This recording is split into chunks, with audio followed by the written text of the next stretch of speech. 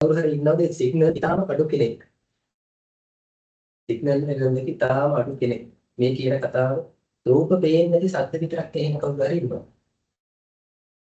රසික මහත්මයා ඔයාලට කොහොමද? නෑ සර් මුද්දේව සද්ද සර් පේනවා සද්දත් ඇහෙනවා. සද්දෙත් ඇහෙනවා. මේ ස්ටක් වීමක් නැහැ නේ. නෑ සර් නෑ. එතකොට කවුද වල්දිනේ? ඔයාලට කොහොමද?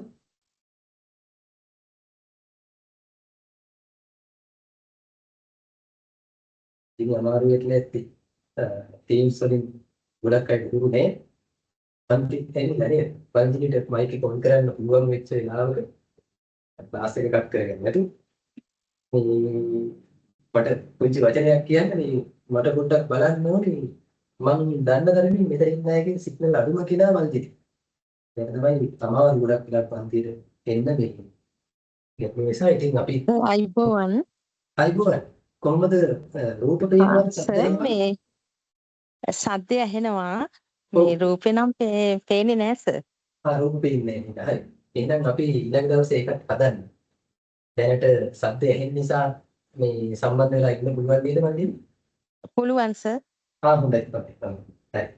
එතකොට මේ Microsoft එකෙන් අපිට පහසුකමක් දීලා තියෙනවා මේ සිග්නල් ඉතාම අඩු අයට මේ මීටින්ග්ස් කරන්න, ක්ලාසස් කරන්න, ලෙක්චර්ස් කරන්න මේ Microsoft Teams හරහා. එතකොට කාට හරි කෙනෙකුට උදාහරණයකට ඩවුන්ලෝඩ් ස්පීඩ් එක Mbps 1යි නම් ඒක තාක්ෂණික වචන මේ වගේ දෙකට හිතන්න එපා. Mbps 1යි කියන්නේ ස්පීඩ් එක තාම අඩු. සිග්නල් නැහැ තමයි. නේද? සිග්නල් එක අර එක කණුවක් තියෙන සිග්නල් නැති තත්ත්වයේ තියෙන කයද එකක් විතර එමයිටත් රූප පේන්න සද්ද ඇහෙන්න තමයි දැනට සෙටින්ග්ස් හදලා තියෙන්නේ. වල්දිනේට රූප පේන්නේ නැහැ කියන්නේ අපිට තව ටිකක් අඩු කරන්න බෑ. තව ටිකක් අඩු කරාට මේ එතකොට මට දැනට කියන්න මේ රසික මහත්මයා මේ පේන රූපවල මේ බොඳ වීමක් එහෙම නැහැ නේද දැනට පැහැදිලිව මේ ස්ක්‍රීන් එක බලන්න නෑ සර් ස්ක්‍රීන් එක බලන්න පුළුවන් සර්. බලන්න පුළුවන් නේ. එහෙනම් ඇති තව ටිකක් අඩු කරාට කමක් නැති වෙයි කියලා නේද? කමන්නේ සර්. සර් හොඳට පැහැදිලිව පේනවා. ස්ටක් වෙන්නෙත් නෑ. හැබැයි අර චූටියක් වුණා සර් මේ බොද වෙලා තියෙන උඩින්ම තියෙන එක උඩ තියෙනව නේද? හරි. හරි අපි ඊටිකත් හදමු. කොහොමද මේ පහසුකම් ලැබෙන එක හොඳයි. ඉතින් මේගොල්ලොත් ඒ වගේ හිතන එක හොඳයි. ලෝකයේ හැමතැනටම එක වගේ සිග්නල් නැහැ. එතකොට මේ විශේෂයෙන්ම ලංකාවේ අපිට ගොඩක් උඩ බැහැර ඉන්න අයට මේ තාක්ෂණික පහසුකම් කවම හින්දා මේ ඉගෙන ගන්න තියෙන ගොඩක් අවස්ථා නැති වෙන එක වළක්වන්න එහෙම පහසුකම් ලැබෙන එක හොඳයි. අපි තව ටිකක් අඩු කරන්නම් අපි බෑන්ඩ්විඩ්ත් එක. එතකොට මල් දිනියට රූප පේන්න ගනි. එකක් තමයි ඉතින් මම මේ ක්ලාස් එකට මේ වැඩ ටික ඇප්ලයි කරේ අපි ඉදිරියේදී වැඩ කරනකොට ඉතින් අපි විශ්වවිද්‍යාලෙනුත් කියලා තියෙන ටීම්ස් වලින් වැඩ කරන්න කියලා. ඒකට හේතුව ඒක මොනිටර් කරන්න ලේසි කැම්පස් එකට. කැම්පස් එකේ මේ ටීම්ස් account එකට access තියෙනවා. සහ attendance photo mark වෙනවා. එතකොට ටීම්ස් ඇප් එක හරහා අපිට ගොඩක් assignment ගන්න පුළුවන්, exams තියන්න පුළුවන් වගේ පහසුකම් ගොඩක් තියෙනවා. ඒ නිසා ඉදිරියේදී විශ්වවිද්‍යාලයේ ටීම්ස් හරහාම යන්න තීරණය කරන් තියෙනවා වගේ තමයි මට පේන්නේ. සහ විශේෂයෙන්ම දැන් ඔබ මාස්ටර් බැචලර් එකකින් පස්සේ මාස්ටර් PhD යනවනම් අපිට ටීම්ස් වලට පුරුදු වෙන්නම වෙනවා. මොකද ඒක කරනකොට Google Meet එකෙන් හෝ Zoom එකෙන් කරන්නේ නැහැ. ඒකේ තියෙන පහසුකම් මදි. ඒ වගේ මාස්ටර් එකක් PhD එකක් හැන්ඩල් කරන්න. විශේෂයෙන් ඔන්ලයින් classes online lectures වලදී ඒ කියන්නේ LMS ක්‍රමයට යනකොට හැන්ඩල් කරන්න මදි.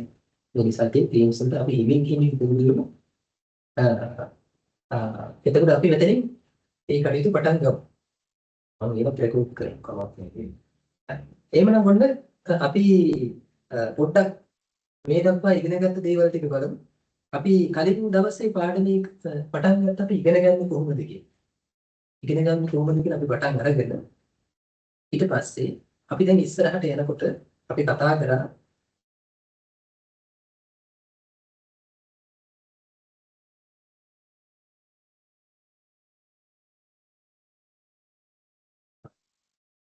මේ වඳුරගේ කතාව මතක ඇති කට්ටියට.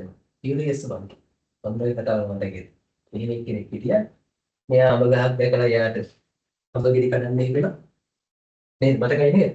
මේකට අපි කියන්නේ කොග්නිටිව් ඩොමේන් එක කියලා. අපි අධ්‍යාපනයේ යන්ත්‍රයක පිළිගන්නේ. ප්‍රජානන කියන කතාව. ඒක ඉතින් අපිට ලොකු වචන දීලා අපිට අමාරු කරලා තියෙන්නේ. ඒ හින්දා තමයි ඔය ලොකු ප්‍රශ්නේ. ප්‍රජානන කියන්නේ වෙන මොකුත් නෙවෙයි. සරලව ගත්තොත් එහෙම මතකය කියන එක. මතකය හඳුනා ගැනීම මේ වගේ දේවල්. ඊට පස්සේ තේරුම් ගැනීම කියන දේ. ඊට අමතරව ඇනලයිස් කරනවා. ඇනලයිස් කරනවා කියුවහම සිංහලෙන් ගත්තොත් එහෙනම් විශ්ලේෂණය කරනවා. මෙහෙම වුණොත් මෙහෙම වෙයි කියලා තීරණයක් ගන්න එක. ඊට අමතරව ඇප්ලයි කරන එක. අපි ඇනලයිස් කරලා ඉවරලා මට මෙතෙන්ට ගියොත් මේ මට්ටම උඩ බැන්නොත් මේක දිගේ කඩා ගන්න පුළුවන්. වගේ අපි ඇප්ලයි කරලා බලන එක. ඊට පස්සේ ඉවැලුවේටිං. ඉවැලුවේටිං කියලා කියන්නේ උඩ පැනලා ඉවර වෙලා අපි තීරණයක් ගන්නවා. එක්කෝ අපි කඩා ගත්තා. නැත්නම් ඒ මට අපි කඩන්න බෑ මේ ගානට උඩ වෙනවා. ඉවැලුවේටිං. ඔය ටික තමයි මේ කොග්නිටිව් ඩොමේන්. මේ ටික තමයි සරලවම ඉගෙනීමේ ආරම්භක පියවර. ඉතින් මේ වඳුරක් පොන්න අබගෙන දිහා බලාගෙන ඉන්නවා අපිට මතක් වෙයි මේ හින්දා ඉදිරියේදී කොග්නිටිව් ඩොමේන් එක කියන්නේ ඔබට කියන්නේ. අපි දෙවෙනි පියවරට ගියොත් එහෙම ඊළඟට අපි කතා කරනවා ඇඩෙක්ටිව් ඩොමේන් ආවේදන කියන කොටස. ආවේදන. අපි නැති වෙයි කියලා හිතලා මම මේ ටිකක් මේක ලියන්නම්. ආවේදන කියන කොටස ගැන අපි කතා කරනවා. ආවේදන කියලා කියන්නේ සරලවම කතා කරොත් එහෙම අපේ හිතේ තියෙන කැමැත්ත. යම් කිසි දෙයක් ගැන යම් කිසි දෙයක් ලබා ගන්න, යම් කිසි දෙයක් කරන්න, යම් කිසි කෙනෙක් වෙන්න, යම් කිසි තැනකට යන්න මොනම දෙයකට හරි අපේ හිතේ කැමැත්තක් තියෙනවා. ඒකට අපි කියනවා ආවේදන කියලා. ඉතාලම සරලයි. අපේ දරුවන්ට ඒක තමයි ලැබෙන්නේ.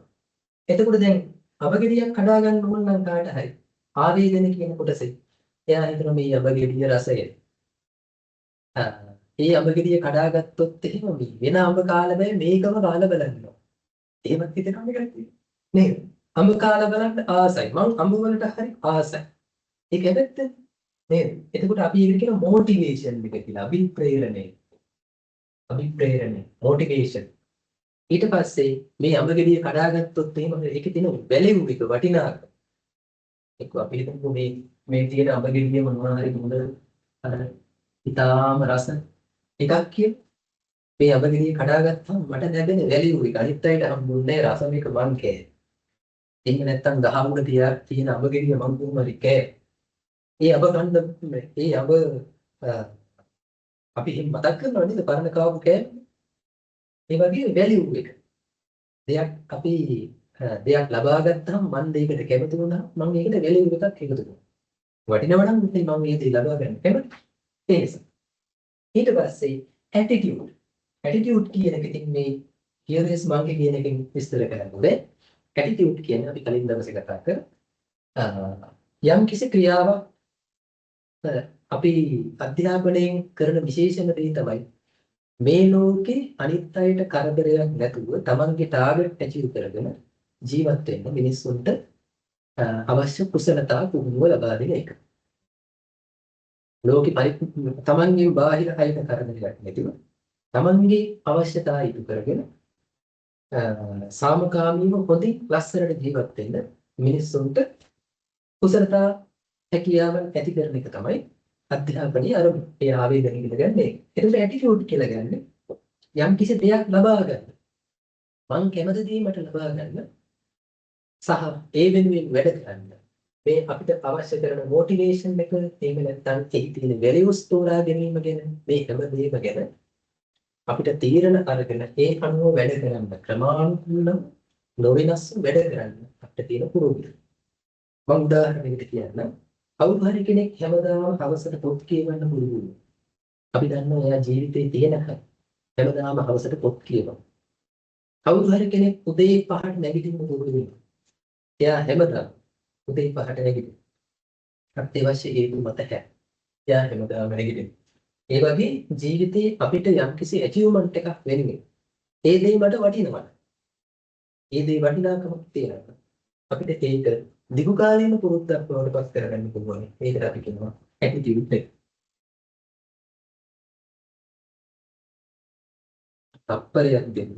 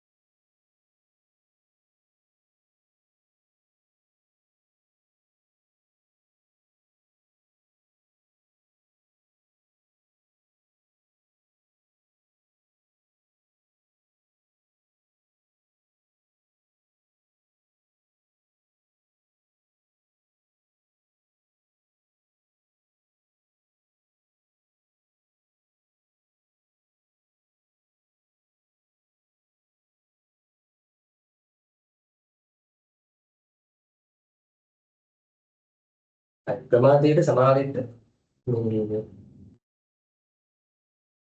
අත්‍යවශ්‍ය හේතුවක් මට නතර කරන්න ඕනේ. අපි දැන් ඉදිරියට යන්න. හරි. අපි කතා කරන්න ආවේ දෙවනි කාරණේ කියන ආවේදන. ආවේදන කියන්නේ ඊටාම සරලව අපිට යමක් ලබා ගන්නට තියෙන කැමැත්ත. කියන දේ විදිහට තමයි අපි විග්‍රහ කරගන්න ඕනේ. මේ ලෝකයේ ඕනම දෙයක් මම ළඟා කරගන්නේ, මම ඇචීව් කරගන්නේ, මම ජයග්‍රහණය කරන්නේ, මම දිනන්නේ, සරලවම මම ජීවත් වෙන්නේ. මට දෙයක් ලබා ගන්න අවශ්‍යතාවක් තියෙනවද නැද්ද කියන එක තමයි. ඒ නිසා දරුවන්ට ඒ ස්කිල් එක හැදෙන්න ඕනේ. මට දෙයක් ඕන නම් ඒක ලබා ගන්න, ඒ වෙනුවෙන් වැඩ කරන්න දරුවන් තුල හැකියාව හැදෙන්න ඕනේ.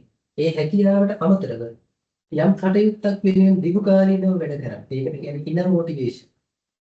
ඔබ දන්නවා ව්‍යාපාර කරන අය ඉගෙන ගන්නයි ක්‍රම අත් නොහැර ව්‍යාපාර කරනකොට අත් නොහැර ඉගෙන ගන්නකොට ඒක සාර්ථක වෙනවා.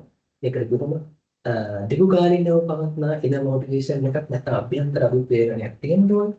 ඒ වගේම හොඳ නරක වෙන් කරගන්න, මට වටිනා දේ, මට නොවටිනා දේ වෙන් කරගන්න දරුවන්ට හැකියාව තියෙන්න ඕනේ. මේ කාරණාවට තමයි ආවේදන කියලා කියන්නේ. මම විශ්වාස කරනවා මේ කාරණේ පැහැදිලි ඇති කියලා. හරි. ඔන්න තුන්වෙනි කාරණේ අපි එදා කතා කරා. තුන්වෙනි කාරණේ තමයි මනෝචාලක. මනෝචාලක කියලා කියන්නේ අපි දෙයක් ප්‍රජානන ආවේදන කියන දෙකෙන්ම දෙයක් ඉගෙනගෙන ඊට අනුව වැඩ කරනවා නම් යම් කිසි දෙයක් ලබා ගන්න, යම් කිසි දෙයක් කරන්න, යම් කිසි ජයග්‍රහණයක් ලබන්න, යම් කිසි ඇචීව්මන්ට් එකකට අපි වැඩ කරනවා නම් අපි ඒකට කියනවා මනෝචාලක කියලා.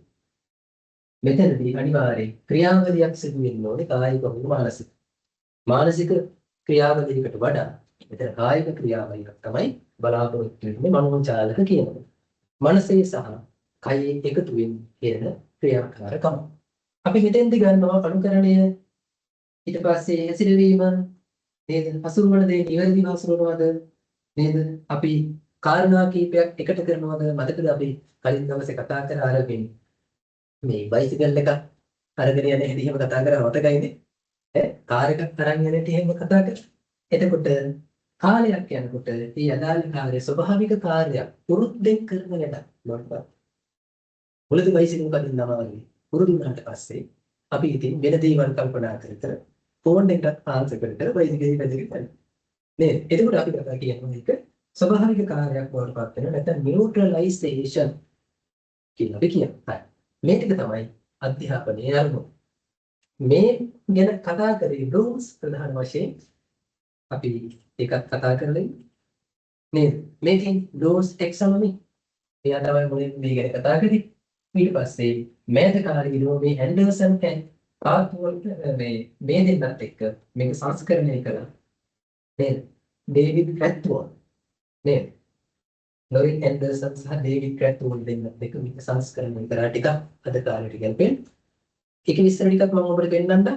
බ්ලූම්ස්ගේ තියරිය අනුව බ්ලූම්ස්ට අනුව අපි අධ්‍යාපනයේ ප්‍රධාන අරමුණු දැනුම, දන්නා බව, ඒකේ අවබෝධය, ඊට පස්සේ යෙදීම, ඒවා අපි පාවිච්චි කරනවා කියන එක, විශ්ලේෂණය, ඊට පස්සේ සමමිශ්‍රණය එකට වැඩ කරනවා, සින්තසිස් කියන එකට වැඩ කරනවා. ඊට පස්සේ වළං කිරීම එක නැත්නම් ඉවලුවේෂන්. පස්සේ ඇන්ඩර්සන් මේක වෙනස් කරා මතකය තේරුම් ගැනීම, අන්ඩර්ස්ටෑන්ඩින් තේරුම් ගැනීම, යෙදීම, විශ්ලේෂණය, මෙයා සින්තසිස් කියන එක නිර්මාණය කියන බව කරා. ඉවලුවේ තාක්ෂණික කරන්නේ මේ විදිහම තියෙනවා. මේවා රිපෝට් ගන්න එපා, මේ ප්‍රසන්ටේෂන් එකක් වන්දේ. මේක ඉන්සරේ බලන්න. මේ දැන් මතක තියාගන්න බව. හරි. දැන් අපි මේ ටික බලනවා. මම ඔන්න දැන් අනිත් පිටුවකට අරන් තියෙනවා. මෙතන තියෙන කාරණා ටික ඔක්කොම. ප්‍රධාන කොටස අංක 1, ආවේදන කොටස අංක 2, සයිකෝමෝටර් නැත්නම් මනෝචාරක කියන කොටස අංක 3.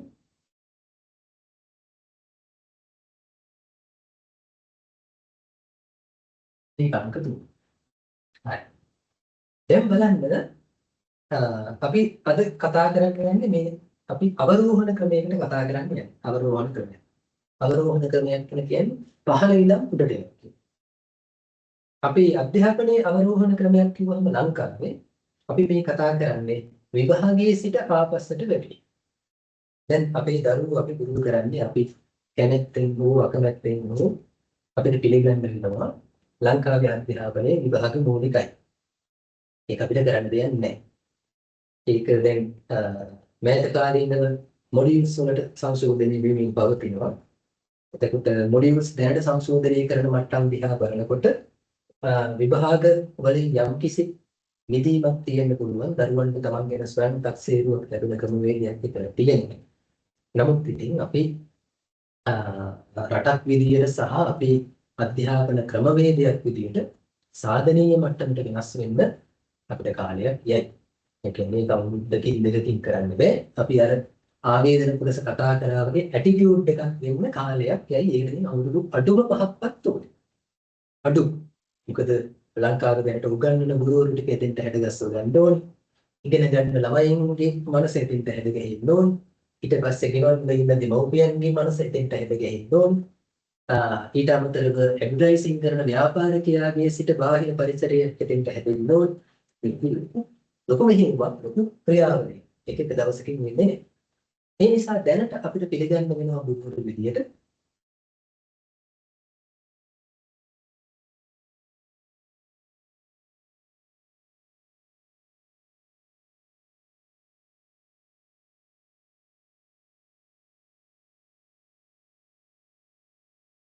හරි. එතකොට අපිට අකමැත්තෙන් වුණත් අපි අකමැති නෑ. අපිට පිළිගන්න වෙනවා. ඇත්තක් විදිහට අපි පිළිගන්න වෙනවා අපේ දරුවන්ව අපිට විභාගයකට පුරුදු කරන්න වෙනවා. ඒ විභාගයට ගන්න ලකුණු මත තමයි අපි ගුරුවරු විදියට සාර්ථකද අසාර්ථකද කියන එක මැනෙන්නේ දැන්. දැන් මැනෙන්නේ ඒ නිසා.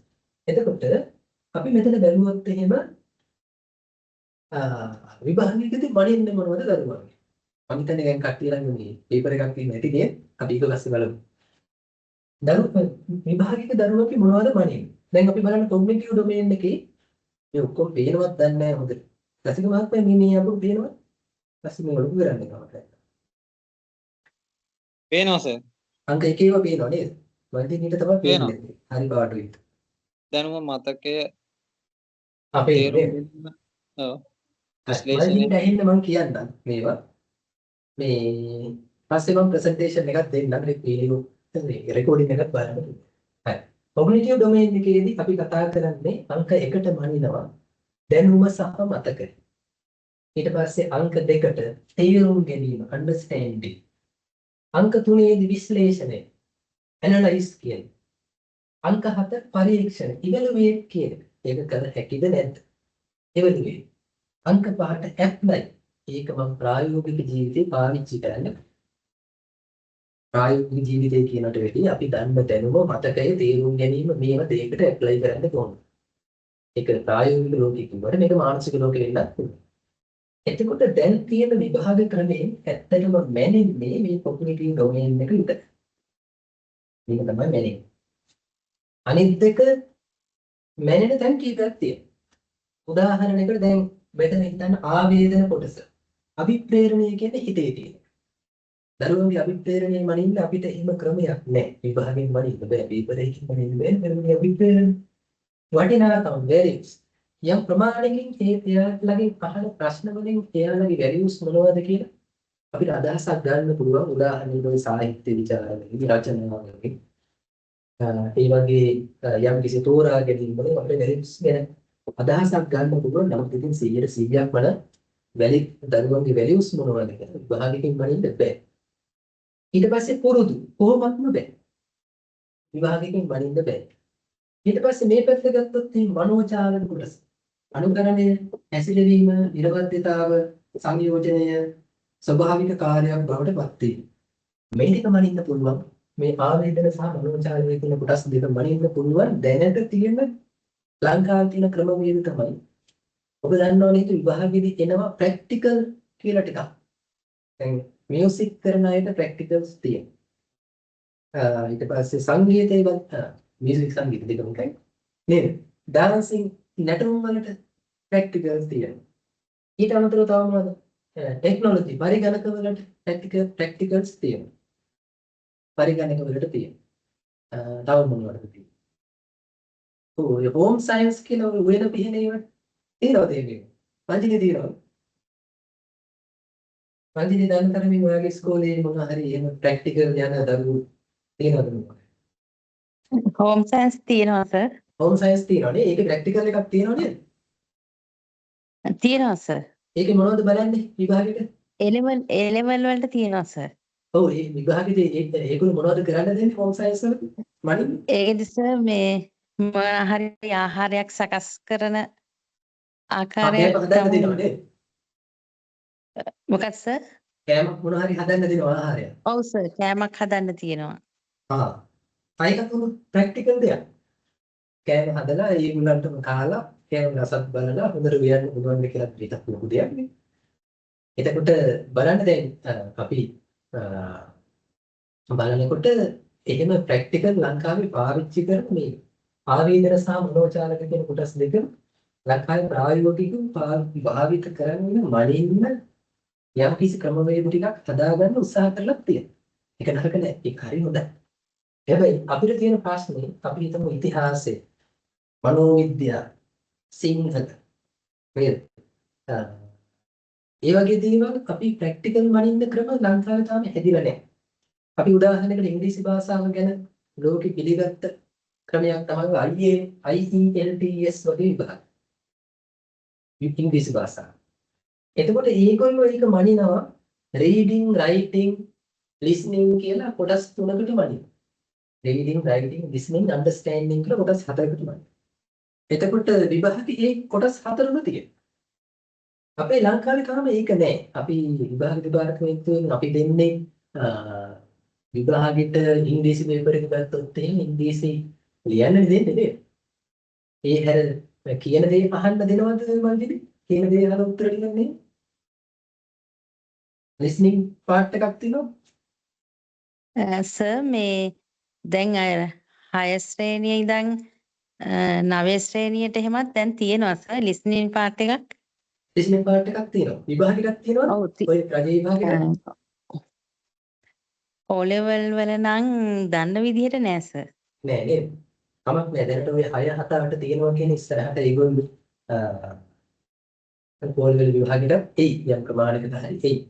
කොහොමද අර අපි මම කලින් කියපු දේ තමයි ඉතින් දෙයක් වෙනස් වෙනවා කියන එක එකපාරට වෙන්නේ නෑ. ඒක ඉතින් අපිට ඉවසන්න පුළුවන් වෙන්න ඕනි කාලයක් අරගෙන රටක් සමාජයක් වෙනස් වෙන්නකම් බලන්න. ඉතින් මේ කාලේ කොහොමද යන්නේ? එතකොට මේ රසික මහත්මයා මැත්ස් නේද ඔයාගේ සබ්ජෙක්ට් එක? ඔව් සර්. මැත්ස් වල එහෙම මේ මනින්න ප්‍රැක්ටිකල් මනින්න ක්‍රමයක් දැනට නෑ නේද? නෑ සර්. දැනට නෑ. ඔක්කොම හැබැයි පේපර් එකේ ගණන් ටික හැදුවාම අපිට ඒ මැනීම මදිත් නෑ නේද? මදිත් නෑ සර්. ප්‍රැක්ටිකල් නොලෙජ් එකක් එනවනේ කොහොමද? ඒක තමයි ගණන් ටික හදාගන්න පුළුවන් කියන්නේ ඒක ටික කොහොමද කරගන්න පුළුවන් මැත්ස් වල නේද? ඔව්. හරි. එතකොට මේ හරි. දැන් එතකොට අපි දන්නවා මේ වැඩ කරගෙන කියන්නේ.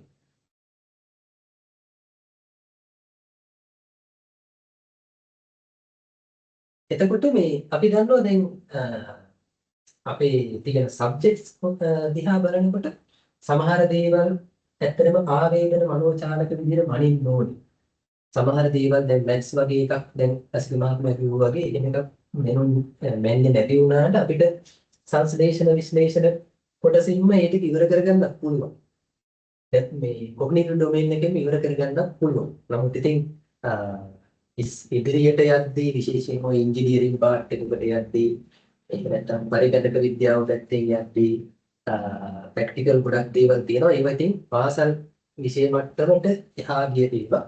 කොහොම හරි දැනට ලංකාවේ අපි පොදු දැනුම ගත්තොත් එහෙම දැන් ලංකාවේ විභාගයකදී ප්‍රධාන වශයෙන් මැනෙන්නේ දැනුම සහ මතකය.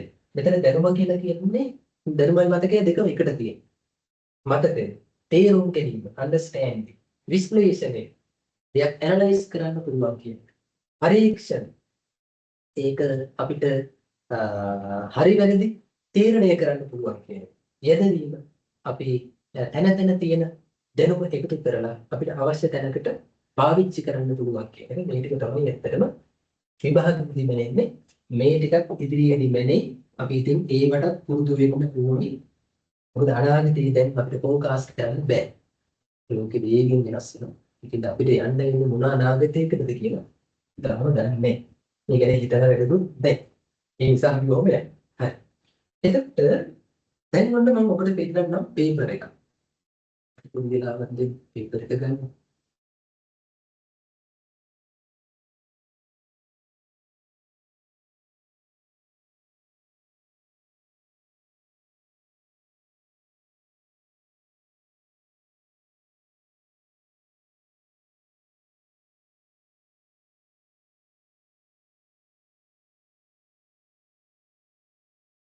පේපර් එක මොකද පේන්නේ නැහැ. මෙහෙමත් පේන අඩුයි නේද රසිකමාත්? දැන් නම් කියවන්න පුළුවන් සර්.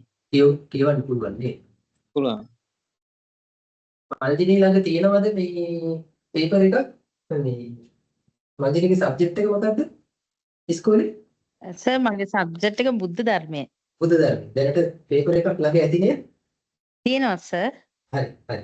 අපේ පාඩම පේන්නේ නැති එක තමයි මට හිතේ අමාරු කමක් නැහැ. අපි ඉස්සරහට එන්න. හරි. එතකොට මම මේ අරන් තියෙන ඉතිහාසයේ පේපර් එකක්. ගිය අවුරුද්දේ ඉන්න ඕනේ බලන්න. 2024 25. ඔව්. ඉතිහාසයේ පේපර් එක. මම ඉතිහාසයේ පේපර් එක ගත්තේ මේක හැමෝටම පොදු වෙන්න. අපි හැමෝම දන්නවනේ මේකට උත්තර ලියන්න. මේකින්ද. උදාහරණයකට මේකේ පළවෙනි ප්‍රශ්න මේ MCQ කියලා කියන පළවෙනි ප්‍රශ්න කොටේ. අංක 1ට තියෙනවා අතීත ශ්‍රී ලංකාවේ වෙළඳාම හා ලෝහ කර්මාන්තය පිළිබඳ හැදෑරීමේදී වැදගත් මූලාශ්‍රය වන්නේ මේ කොමක්ද කියලා උදාහරණ උත්තර 4ක් දීලා තියෙනවා. අභිලේඛන නටබුන් ස්මාරක සහ කලාස්. මේකෙන් ඇත්තටම මැනෙන්නේ මොකද්ද? මේකෙන් මැනෙන්නේ දැනුමද දැනුම හෝ මතකයේද සංශ්ලේෂණ විශ්ලේෂණ හැකියාවද ඒ ගැන ඔබේ අදහස මොකක්ද? මම ආපහු පෙන්නන්නම්. හරි. මේකෙන් මැනෙන්නේ මොනවද කියලා බලන්න ඕනේ. දැනුමද understanding තේරුම් ගැනීමද විශ්ලේෂණයද පරීක්ෂණයද යෙදවීමද මෙන්න මේ ටික තමයි බලන්න ඕනේ. බැලුව බැලමට අපිට අදහසක් ගන්න පුළුවන් නේද මේකේ බලන්නේ ලංකාවේ අතීත වෙළඳාම හා ලෝහ කර්මාන්තය පිළිබඳ හැදෑරීමේදී වැදගත් මූලාශ්‍රය වන්නේ. අපි කොහේ හරි ඉගෙනගෙන තියෙන දෙයක් අපිට මතකද කියලානේ මේ බලන්නේ. එහෙනම් මේ මනින්නේ දැනුම. දැනුම පොත බලලා හෝ ගුරුතුමා ගුරුතුමිය උගන්වපු දේ සිහිපත් කරගෙන හෝ එයා හොයාගෙන හෝ ලංකාවේ අතීත වෙළඳාම හා ලෝහ කර්මාන්තය ගැන මෙන්න මෙතනින් තොරතුරු හොයාගන්න පුළුවන් කියලා එයා තීරණයක් ගන්නවන මේ මනින්නේ දැනුම.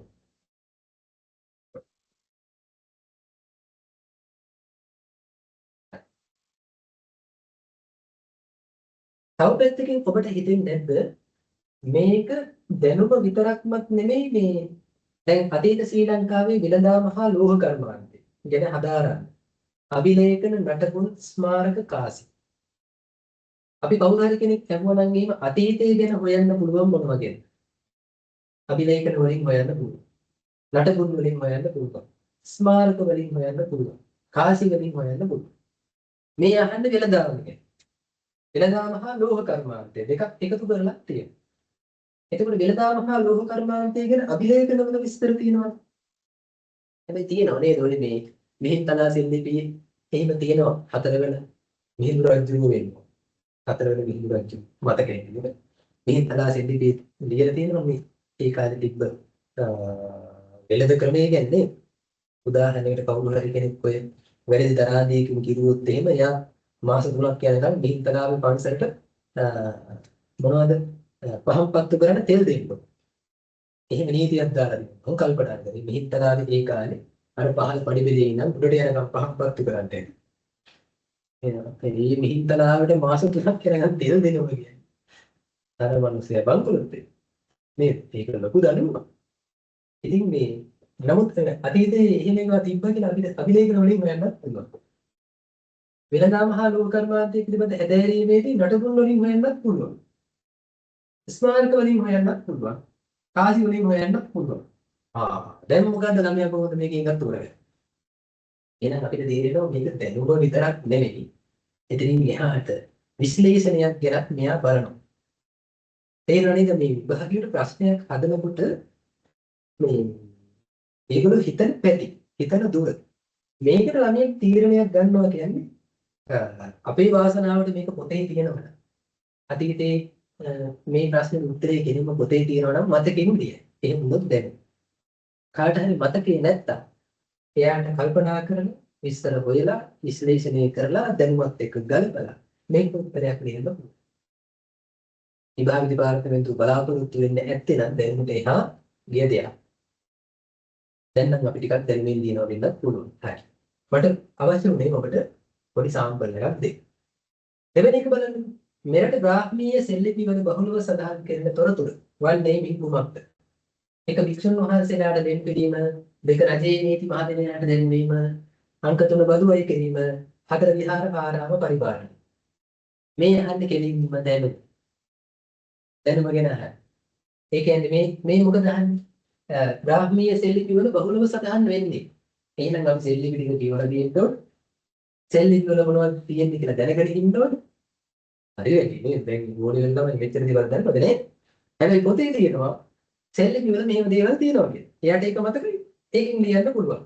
ඒක අංක එක තෝරගන්න වික්ෂුන් වහන්සේලාට ලෙන් පිටීම. ඕකදී සංශ්ලේෂණ විශ්ලේෂණ ගණන හැකියාවුත් නැහැ. කෙලිම දෙන්නේ. හරි නේද? එහෙම ඒවට උත්තර ලියන්න ලේසි. උදාහරණයකට මේ අවුරුද්දේ මේ ප්‍රශ්නෙට ගොඩක් අය උත්තර ලියලා ඇති හරි උත්තරේ. පළවෙනි එක වරද්දගෙන තියෙන්නත් පුළුවන්. පළවෙනි එක වරද්දගෙන තියෙන්නත් පුළුවන්. හරි. එතකොට දැන් බලන්න මම තව ඒකේ අංක 3 බලන්න. ප්‍රාග් ඓතිහාසික යුගයේ තාක්ෂණය පිළිබඳ දැනගැනීමට ඇති එකම සාධකය වන්නේ ප්‍රාග් ඓතිහාසික යුගයේ තාක්ෂණය පිළිබඳ දැනගැනීමට හැකි එකම සාධකය වන්නේ සුසාන භූමි නිවාස ගල් මෙවලම් මැටි වලම්. සුසාන භූමි නිවාස ගල් මෙවලම් මැටි වලම්. මේකත් ඉතින් දැනුමනේ.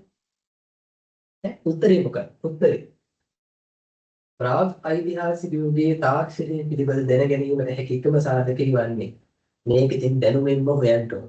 මේක විශ්ලේෂණය කරොත් එහෙනම් අපි අමාරු වෙයි. මේ ලංකාව ගැන හිතුවොත් එහෙම ලංකාවේ තිබ්බන් කටු වගේ සුසාන භූමිත් හම්බෙන්නේ. නේද? එතකොට ලංකාවේ නම් පැරණි නිවාසත් හම්බෙන්නේ. නේද? ලංකාවේ ගල් මෙවලම් හම්බෙනවා. මැටි වලනුත් හම්බෙනවා. ප්‍රාග් ඓතිහාසික යුගයේ. නේද? එතකොට මෙයා අහන්නේ ප්‍රාග් ඓතිහාසික යුගයේ තාක්ෂණය ගැන. තාක්ෂණය කියවහම නිවාස කියන්නේ නිවාස දිගීම කියන්නේ තාක්ෂණයක් තමයි. අපිට තර්ක කරන්න පුළුවන්. සුසාන භූමිය හදලා තියෙන දැන් ඔබ දන්නවනේ ලංකාවේ ඔය ඉබ්බන් කටුවට එහෙම ගියොත් එහෙම මේ සුසාන භූමිය දිහා බලනකොට වෙනම මැටි ගිහිල්ලා තියෙනේද? අපේ රසික මහත්තයා. ඒකද නේද? මේ ඉබ්බන් කටුවේ ගියාද? ඔව් ඉබ්බන් කටුවේ ගිහිල්ලාද? මල්ලිනේ ගිහින් තියෙනවා. ඉබ්බන් කටුවේ. නෑ සර්. එහෙම යන්නේ. දැන් ඉතින් පාඩම ඔක්කොම නවත්තලා BA එකට ඉගෙන ගන්න එකත් නවත්තලා මොඩියුල් ටිකක් නවත්තලා ඉතල ඉබ්බන් කටුවේ ගිහින් බලලා ඉන්න වෙනවා මොකද්ද මේ කියලා නේද මල්ලි? ඒක. හරි. ඔන්න මේ තාක්ෂණය කියනකොට නිවාස දිකිරීමක් තාක්ෂණය. එතකොට ගල් මේවද? මැටි වල. මෙතනින් අපි ඉතින් තර්ක කරලා තාක්ෂණය පිළිබඳ දැනගැනීමේ එකම සාධකය වන්නේ. නේද? මෙතන එකම කියලාක් තියෙනවනේ. ඒ කියන්නේ මේක තර්ක කරලාම හොයනවට වැඩිය. තර්ක කරලා හොයනවට වැඩිය. මේක දැනුමින් හොයන්න ඕන එකක්. මෙයා පොතකට කියවලා තියෙන්න ඕනේ. මේක අතීතේ පුරා විද්‍යාඥයෝ මොනවද කියලා තියෙන්නේ මේ පොතේ තියෙන මොනවද පරිශන මොනවද මෙයාගෙන දැනුම තියෙන්නේ. ඒකත් දැනුමින් හොයන්න. දැනුම සංශ්ලේෂණ විශ්ලේෂණ කරන්න ලෙවි. ඒව කරන්න කිව්වොත් මේක කරක අමාරු වෙයි. හරි. ඔන්න දැන් අපිට තේරෙනවා මේ ප්‍රශ්න පත්‍රයක් හදනකොට මේ ප්‍රශ්න පත්‍රයේ ටාගට් කරන්නේ අපේ බ්ලොග්ස් තියරියට අනුව මොන දේද කියලා බලන්න පුළුවන්. අපි එකක් පහළට ගිහිල්ලා බලමු. හරි. මේ බලන්න. මේකේ තියෙනවා A B C හා D යන ප්‍රකාශ ඇසුරෙන් පහත 5-6 ප්‍රශ්න වලට පිළිතුරු සපයන්න. මල්දිනේ මේ බුද්ධාගම පේපර් එකේ එහෙම ප්‍රශ්න තියෙනවද? A B C හා D යන ප්‍රකාශය ඇසුරෙන් පහත ප්‍රශ්න වලට පිළිතුරු සපයන්න වගේ එකක් ඇති නේද? එහෙම එන්නේ නැහැ සර්. එහෙම නේද? එන්නේ නැහැ සර්. හරි නම් ඒක වෙනම බලන්න. වදින්ගේ පේපර් එකක් පුළුවන් නම් මේ මේකේ chat එකට හරි දාලා තියන්න අපි ඒකත් බලමු. හරි. උදාහරණයක් අපි මේක බලමු A B C හා D යන ප්‍රකාශ ඇසුරෙන් පහත 5 6 යන ප්‍රශ්න වලට පිළිතුරු අපයන්. ඒ තමයි වැව් කේන්ද්‍ර කරගැනීමෙන් ජනාවාස වීම B ක්‍රමවත් සුසාර චාරිත්‍ර අනුගමනය කිරීම C විවිධ ගොර්තීන්ට අනුව ජනාවාස වීම D කෘෂිකාර්මික කටයුතු ආරම්භ වීම. හරි. ඊට පස්සේ අංක 5 යහනවා పూర్ව ඓතිහාසික යුගය හා සම්බන්ධ නිවැරදි ප්‍රකාශය වන්නේ. දැන් මේ මොකද්ද මේකෙන් මනින්නේ? නේද? අපි උත්තරේ ඇත්ත බොරු ගැන හිතන්නද අපි ප්‍රශ්න ගැන හිතුවොත් එහෙම මේකෙන් මනින්නේ මොකක්ද? අදහසක් තියෙයි. ඔන්න මම ආපහු පෙන්නනවා විභාගෙදි මනින දේවල්. දැනුම මතකය මනිනවා, තේරුම් ගැනීම මනිනවා, විශ්ලේෂණය මනිනවා, පරීක්ෂණය මනිනවා, යෙදවීම මනිනවා. හරි. එතකොට මේ ප්‍රශ්නේ මොකද්ද? විශ්ලේෂණය වගේ සර්. අය කියන්නේ විශ්ලේෂණය වගේ. විශ්ලේෂණය.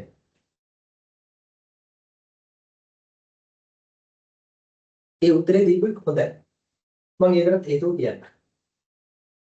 නමුත් දැන් විභාග දෙපාර්තමේන්තුවේ නීතිය සහ ක්‍රමවේදය අනුව විභාග දෙපාර්තමේන්තුවේ ක්‍රමවේදය අනුව මේ වගේ ප්‍රශ්නයක් ඇහුවොත් උදාහරණයකට මේ වගේ ස්ටේට්මන්ට් හතරක් දීලා මේවා ආශ්‍රයෙන් පහත ප්‍රශ්න වලට උත්තර දෙන්න කිව්වොත් එහෙම මේකෙදි මනින්නේ දෙවෙනි කාරණේ. දෙවෙනි කාරණේ කියලා කියන්නේ තේරුම් ගැනීම කියන එක. මේක සමානයි ඔය සිංහල පේපර්ස් වල දෙනව නේද මේ ඡේදයක් දීලා ඒ ඡේදයේ ඇසුරින් උත්තර ලියන්න. ඡේදයේ ඇසුරින් උත්තර ලියන්න කියන එහෙම කියන්නේ. ඡේදයක් දීලා ඒක කියවලා පහත ප්‍රශ්න වලට උත්තර ලියන්න. ඒ වගේ එකක් මේක. ඒකත් ඇත්තටම මනින් තේරුම් ගැනීම. මේ ටික තේරුම් අරගෙන ඒකට අදාළ මේ ප්‍රශ්න වලට උත්තර ලියන්න. යම් ප්‍රමාණිකින් විශ්ලේෂණයකුත් තියෙනවා. නමුත් මේකේ බලාපොරොත්තු වෙන අතරම තේරුම් ගැනීම කියන කොටස. ඒ කියන්නේ දැන් අපි අපේ දරුවෝ වෙනුවෙන් ප්‍රශ්න පත්‍රයක් හදනවා නම් අපි හදනකොට මේ හැම ආකෘතියක්ම අපි පාවිච්චි කරන්න ඕනේ මේ ඒගොල්ලන්ගේ හැකියාවන් වලින්. ඒකෝ දැන් උඩ ටිකෙන් එයා දැනුම මැන්න දැන් පොඩ්ඩක් විශ්ලේෂණ කොටසට ඇවිල්ලා තියෙනවා. පේනවනේ දැන් ප්‍රශ්න පත්‍රයක මෙහෙම ක්‍රමානුකූලව තමයි දරුවගේ මේ දැනුම් මට්ටම් ටික මැනගෙන යන්නේ. අපි තව පහළට යමු.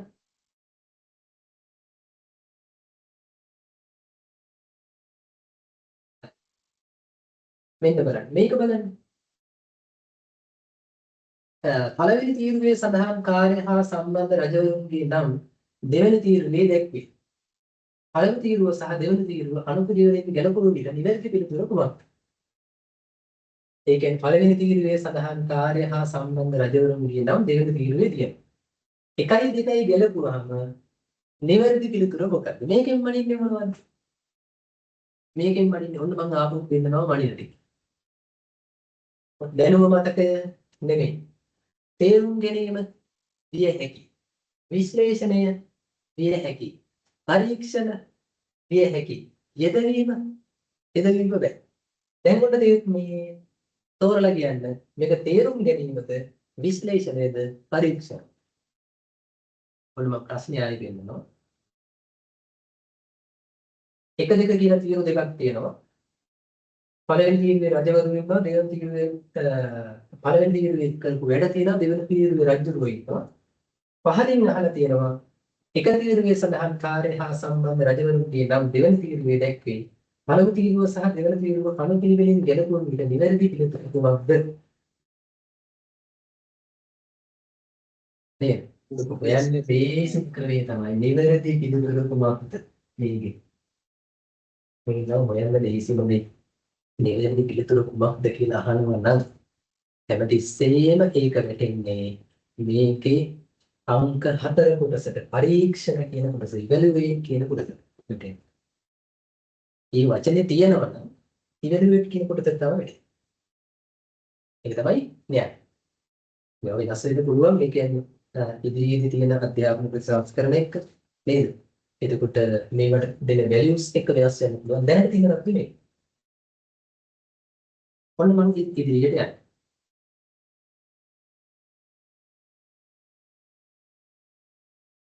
අපි ටිකක් පහළට යමු. මේක බලමු.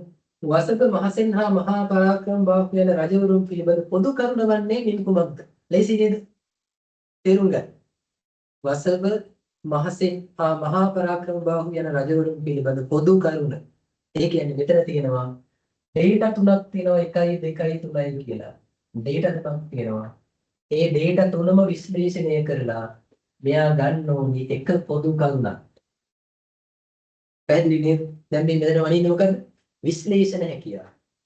මේ වනින්නේ ඩේටා තුන ආශ්‍රයෙන් ඒ තුන් දෙනාටම පොදු වෙච්ච කරුණක්. මෙයා මෙතනින් අරන් කියනවා විශ්ලේෂණ. පැහැදිලි නේද? ඒ කියන්නේ විභාගිකදී අර බ්ලූම්ස් තියරිය තියෙන ඉන්න මුකුත් නැහැ. ලංකාවේ විභාග දෙපාර්තමේන්තුව කිව්වොත් විභාග දෙපාර්තමේන්තුවේ තියෙන සමාන වචනයක් තමයි බ්ලූම්ස් තියරි. ඔව්. ඒගොල්ලෝ ඉතින් එහාට යන්නේ නැහැ. විභාග දෙපාර්තමේන්තුවේ තියෙන සමාන වචන. එතකොට මේගොල්ලෝ හැම දෙයක්ම වනින්නේ මේ ටික. ඔය තියෙන පේපර්ස් හදන A level, O level ඕන එකක් හදන්නේ මේ ටික මත. හරි. ඔන්න මම දැන් තව පහලට එනවා. දැන් මෙහෙම එකක් කියවුවොත් මේ මහවැලි ගඟේ අතුගන් ගාව කුමක්ද? කෙලින්ම දැනුම්. මහවැලි ගඟේ අතුගන් ගාව, මෙනික් ගඟ, අමක් ගඟ, වැල්දුවේ කලාව. ආයි දැනුම. ඔබට පේනව නේද මේ සැරින් සැරේට මේ ඒ කියන්නේ මේව මාරු කර කර අහන්නේ දැනුමින් අහනවා, විශ්ලේෂණයෙන් අහනවා, ඉවැලුවේට් වලින් අහනවා. එහෙම දැන් මේකට හදන්න බ්ලූ ප්‍රින්ට් එක කියලා එකක් තියෙනවා. ඒ වගේ අපි ඉස්සරහට කතා කරමු සිලබස් එකක් කතා කරගන්න.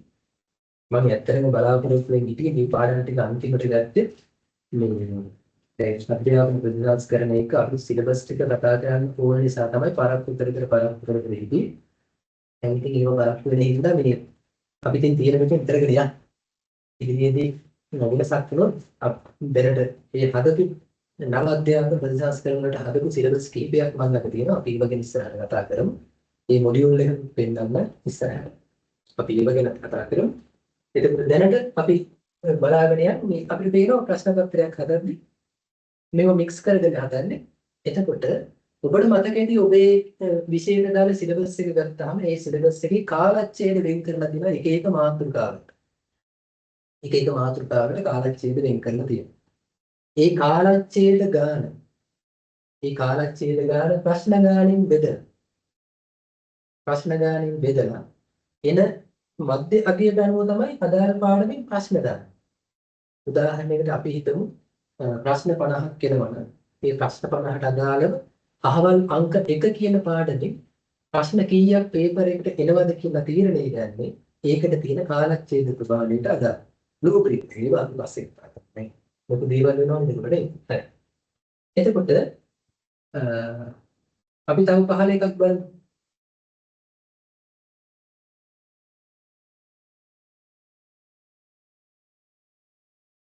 හරි. මේක බලන්න. සීගිරි ජලමග්වල ජල කඳේ කුස වෙනස් කිරීමට අතීත නිර්මාණ ශිල්පීන් යොදාගත් උපක්‍රමය වූයේ. එක ගල්පතුලේ සිදුරුවල විස්කම්භය සමානව නිර්මාණය කිරීම, දෙක ගල්පතුලේ සිදුරුවල විස්කම්භය වෙනස්ව නිර්මාණය කිරීම, අංක 3 සිදුරු සහිත ගල්පතුලේ ඝනකම වැඩි කිරීම, අංක 4 සිදුරු සහිත ගල්පතුලේ ඝනකම අඩු කිරීම. පොඩි ප්‍රශ්නයකට තියෙන්නේ මේක මේ විදිහට පොතේ තියෙනවා. මේ නිසා ඉතින් පොත කියපු කෙනාට මේක දැනුමින් ලියන්න පුළුවන්. නමුත් පොත කියවලා නැති එක්කෙනෙකුට අවුරුහරි කෙනෙක් පොත කියවලා නැත්නම් එයා ළඟ තියෙන ප්‍රායෝගික අත්දැකීම් වලින් උදාහරණයකට දරුවෙක් නම් මේ දරුවෝ වතුරත් එක්ක සෙල්ලම් කරලා තියෙනවා නම් මේ ගොඩේ වතුර බට හදලා බැකෝල් බට අරගෙන හරි වතුරේ හිට මෙහෙට යවලා පිහිලි හදලා මේ දේ වතුර නාලා පුරුද්දක් තියෙනවනේ නේද? ඊට පස්සේ අර වතුර විදිහට ඕට ගන්න එකකින් වැඩ කරලා තියෙනවනම් ඒ දරුවන්ට මේකට උත්තර දෙන්න පුළුවන් ප්‍රැක්ටිකල් නේද? එතකොට මේක ඇත්තටම මේගොල්ලෝ බලාපොරොත්තු වෙන්නේ බ්ලූම්ස් තියරිය අනුව යෙදවුම් කියන කොටසට. ඇප්ලයි කියන කොටසට තමයි මේ ප්‍රශ්නේ හදලා තියෙන්නේ. ඇප්ලයි යෙදවුම්. අපි දන්න දැනුම ප්‍රායෝගික තලයේ යෙදවීම කියන කොටසට තමයි අරන් තියෙන්නේ. හිස්ටරි වගේ විෂයකදී ඒක සහ පේපර් එකකදී ගන්න තියෙන සීමා සහිත ඉඩ පාවිච්චි කරලා ඒකළු උත්සාහ කරලා දිනවා උන්වන් තරම් වලට මේක හොඳට කරන්න. මම තව එකක් ගැන කතා කරනවා අපි පහළට. අපි හිතමු මේ ප්‍රශ්නේ බලන්න. A හා B ප්‍රකාශ ඇසෙන 21 වන ප්‍රශ්නය සඳහා පිළිතුරු ලියන්න. ඒ තමයි මෙරට අවසාන රාජධානිය වීම. B ශ්‍රී වික්‍රම රාජසිංහ රජු අවසාන පාලකයා වීම. උත්තර දීලා තියෙන්නේ A හා B සත්‍ය වේ. දෙක A සත්‍ය වෙන අතර B අසත්‍ය වේ. තුන A හා B සත්‍ය වේ. අංක 4 A අසත්‍ය වෙන අතර B සත්‍ය වේ. සම්පත් මහත්මයා ඉන්නවා නම් මේක සම්පත් මහත්මයා ඉන්නවා. ගොඩක් දැන් අපි තාක්ෂණික කාරණා බලනකොට තාක්ෂණික පිටේ කරන්නේ කම්පියුටර් එකේ තියෙන බිඳුවයි එකයි බිඳුව සහ එක. බිඳුව කියන ලයිට් නෑ කරන්ට් එක නෑ. ඒක නිකන් කරන්ට් එක තියෙනවා. ඒක නෙමෙයි. ඉන්නවා සර් ඉන්නවා. ඉන්නවනේ. ඉන්නවා. මේ අපි අහන කම්පියුටර් ප්‍රශ්න ඉතිහාසය යන්නේ මේ විදිහට නේද? ඒක තමයි මාත් මේ බලන් හිටියේ සර් මේ ඉතිහාස පේපර් එක අපි වැඩි අධ්‍යයනය කරන්නේත් නැහනේ. ඒකයි. එතකොට මේ ICT papers එහෙම ගත්තාම ICT papers මීටට සම්පූර්ණයෙන් ආත්පසයෙන් වෙනස්. ඔව් සර්. අපි පොඩ්ඩක් ඒකක් බලමු.